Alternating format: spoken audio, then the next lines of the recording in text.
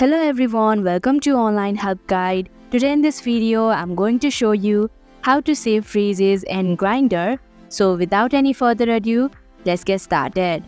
First of all, open Grindr application. Click on the inbox option in the bottom section of your screen.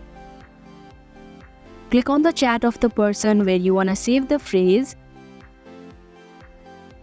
Here you can save the phrase that was sent to you by this person.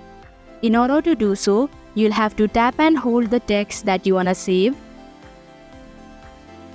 Now click on Add to Saved Phrases option. After you've saved it, click on the icon containing quotation mark in the bottom right corner. Now if you click on this phrase, you do not need to type and you can immediately send it to this person. So that is how you can save phrases in Grindr.